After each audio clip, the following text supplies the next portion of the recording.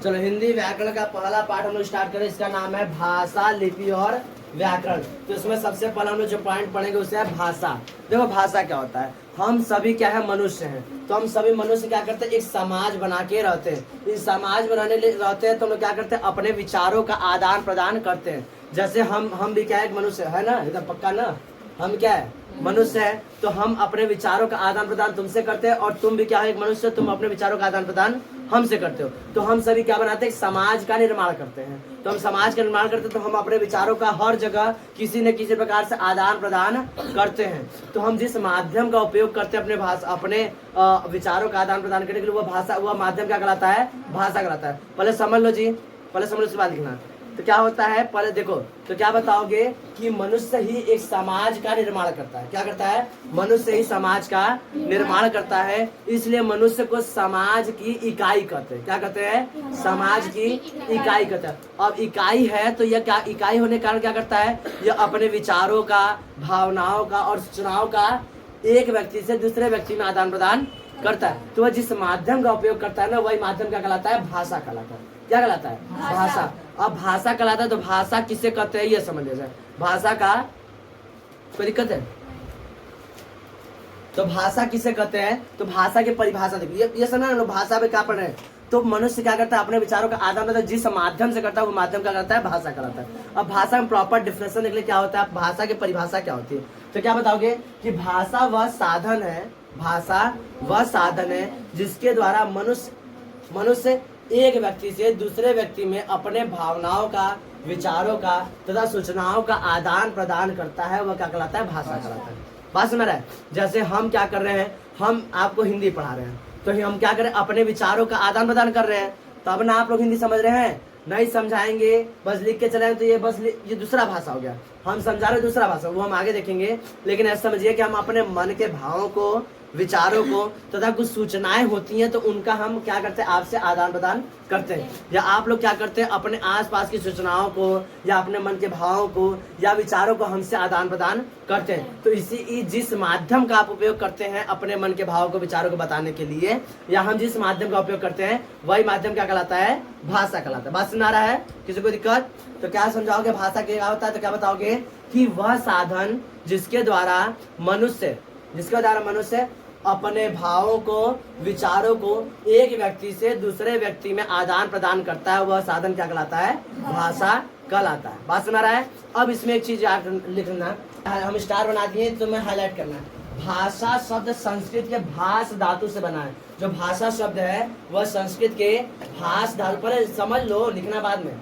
भाषा शब्द संस्कृत के भाष धातु से बना है जिसका अर्थ होता है वाणी या बोलना। हम बस लिखे बोलना। भाषा शब्द संस्कृत के भाष धातु से बना है जिसका अर्थ क्या होता है, वाणी या बोलना। ये एमसीक्यू में क्वेश्चन आता है, टिक द करेक्ट ऑप्शन में क्वेश्चन आता है कि भाषा शब्द संस्कृत शब्द के किस धातु से बना है। तो किस धातु से बना हुआ है, भाष धातु से बना है जिसका अर्थ क्या होता है, वाणी या बोलना। कोई दिक्कत, समझ आ रहा है? संस्कृत भाष धातु से बना, इसका अर्थ है वाणी या बोलना। भाषा के दो रूप होते हैं, अभी देखो समझाएंगे। भाषा के रूप होते हैं, दो रूप होते हैं। एक होता है लिखित भाषा और एक होता है मौखिक भाषा। ये इतना किसी को दिक्कत, लिखित भाषा के डेफिनेशन में समझा रहे हैं, ये इतना किसी को दिक्कत समझ में आ रहा है, इतना लिख लो। भाषा के प्रकार हम देखें तो भाषा के हम देखें दो प्रकार होते हैं। भाषा के कितने प्रकार होते हैं, दो प्रकार। पहला क्या देखें हम लोग, लिखित भाषा। दूसरा क्या देखें, मौखिक भाषा। अब लिखित भाषा क्या होता है, देखो जब हम, एक मिनट रुको, जब हम अपने भावों को या विचारों को लिख कर प्रकट करें। कैसे प्रकट करें, लिख कर। जैसे तुम लोग को छुट्टी चाहिए रहता है तो क्या करते हो, जाके प्रिंसिपल सर हमें 2 दिन का छुट्टी दे दिया, मैं बुखार आ गया है।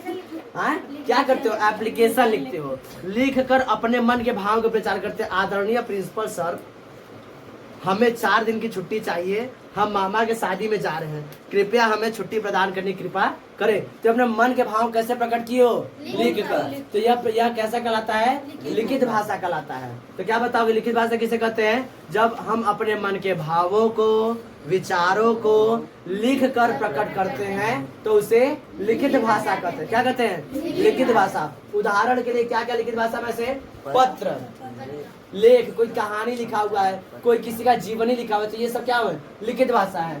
पुस्तक में सारी से क्या हो, बोल बोल के बताता है, सुनो नहीं, कैसे लिखा रहता है हम लोग पढ़ते हैं, तो वो लिखित भाषा हो गया। समाचार पत्र, जैसे हम यहाँ पर पुलिस सूचनाओं को क्या किए हैं, लिख दिए हैं, और तुम लोग क्या कर रहे हो, लिख रहे हो, तो यह भी कैसे, यह भी क्या कहलाएगा, लिखित भाषा कहलाएगा। तो लिखित भाषा में सिंपल क्या समझोगे, जब कोई व्यक्ति लिख कर कोई अपने भाव विचारों को प्रकट करा और हम लोग उसको पढ़ कर देख रहे हैं, क्या कर रहे हैं, पढ़ कर समझ रहे हैं, तो वह कैसा क्या कहलाएगा, लिखित भाषा कहलाएगा। क्या कहलाएगा, कोई ऐसे लिखित जावर हम लोग समझ रहे कैसे पढ़ कर, तो क्या कहलाएगा, लिखित भाषा। क्या कहलाएगा, लिखित भाषा। वही अब उसके विपरीत जब मौखिक भाषा, दूसरा क्या है, मौखिक भाषा, जब हम अपने मन के विचारों को, भावों को बोल कर प्रकट करते हैं और तुम लोग सुन कर समझते हो। कैसे, सुन कर। हम कैसे प्रकट कर रहे हैं, बोल कर।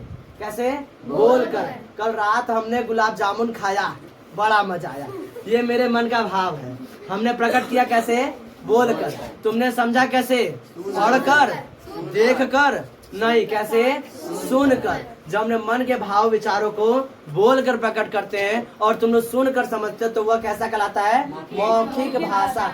हम लोग ज्यादातर मौखिक भाषा का उपयोग करते हैं। भाई के मान लीजिए मम्मी से कहना, मम्मी हमें खाना निकाल दो, तो लिख कर देंगे, मम्मी आदरणीय मम्मी जी मुझे खाना निकाल दीजिए, मतलब खाना परोस दीजिए, तो मम्मी सुन चुकी, निकल चुकी, बात समझ रहा है। तो हम लोग ज्यादातर किसका प्रयोग करते हैं, मौखिक भाषा का प्रयोग करते हैं। बात समझ रहा है, इसमें कोई दिक्कत। उदाहरण के लिए फोन से बात करना, फोन से बात करना कौन सा रूप है, मौखिक भाषा। कौन सा रूप है, मौखिक रूप है।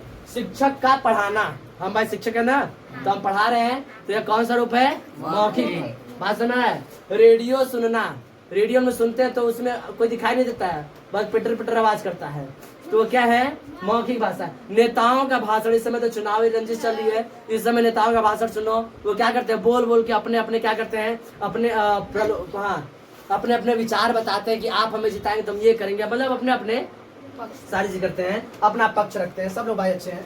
तो फोन से बात करना, शिक्षक का पढ़ाना, रेडियो सुनना, नेताओं का भाषण, ये सभी क्या है, मौखिक भाषा के रूप है। इसमें कोई दिक्कत। अब देखो, भाषा का एक और रूप होता है। भाषा क्या होता है, एक और रूप। जैसे तुम हमसे पूछो, जैसे कुछ कुछ बोल लो, हम एकदम, तो तुम लोग क्या हो जाओगे, एकदम शांत। क्या हो जाओगे, एकदम शांत।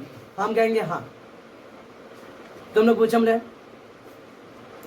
तो हम क्या किए, बस इशारा किए, और इससे तुम लोग को कुछ ना कुछ सूचनाएं मिल गई हैं। हमने मन के भाव बता दिए, हाँ हमने मन के भाव बता दिए। तो यह भी क्या, एक अपने मन के भाव और विचारों का आदान प्रदान करने का एक रूप है। तो यह क्या कहलाता है, सांकेतिक भाषा। देखो, ये हम लोग भाषा के बाद दो ही रूप पढ़ते हैं, कितने, मौखिक और लिखित। इसको भाषा के रूप में स्वीकार नहीं किया गया। क्यों नहीं किया गया, हम आगे बताएंगे। अभी बस समझ ले सांकेतिक भाषा किसे कहते हैं। तो क्या बताओगे कि भाषा का एक और रूप होता है। कौन रूप होता है, सांकेतिक भाषा। देखो, जब हमने मन के भावों को, विचारों को बस इशारों के द्वारा प्रकट करते हैं। कैसे, इशारों के द्वारा। छोटे छोटे बच्चे तो बस इशारा हम प्रकट करते हैं। बाबू बोल दो बाय बाय, तो बस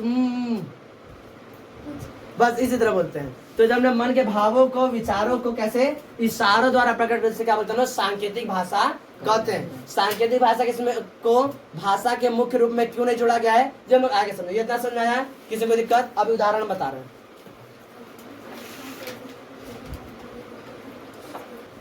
देखो, सांकेतिक भाषा के उदाहरण में क्या लिखोगे, जैसे तुम लोग जब चौराहों पर जाते हो, रोड पर जब चलते होगे, तो चौराहों पर जाते हो तो पुलिस वाले जो होते हैं वो क्या करते हैं, इशारों द्वारा गाड़ियों को रोकते हैं।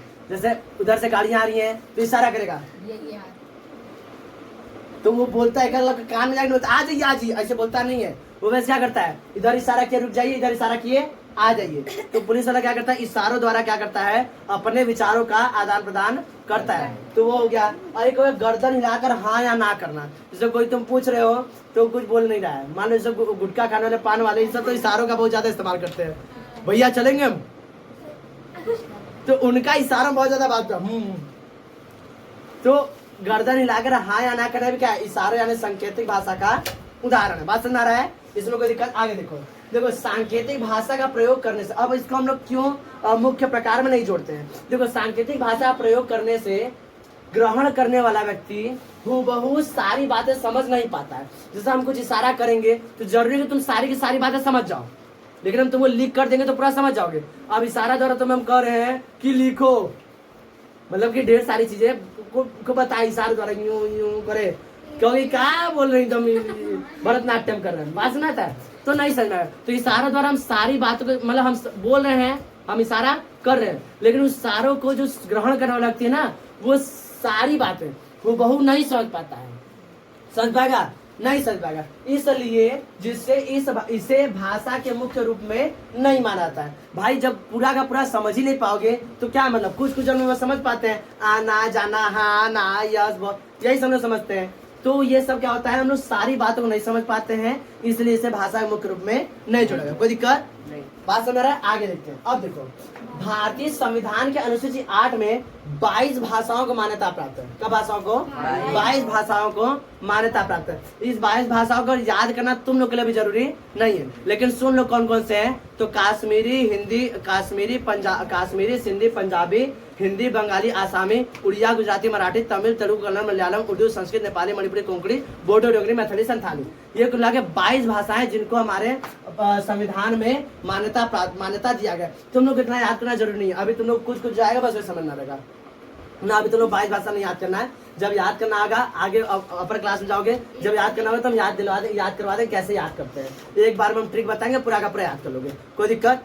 चलो आगे देखते हैं। तो क्या बताया, भारतीय संविधान के अनुसूची 8 में 22 भाषाओं को मान्यता दी गई है। अब देखो ध्यान से, एक और ये पूरा हाईलाइट करके एक और चीज लिखो।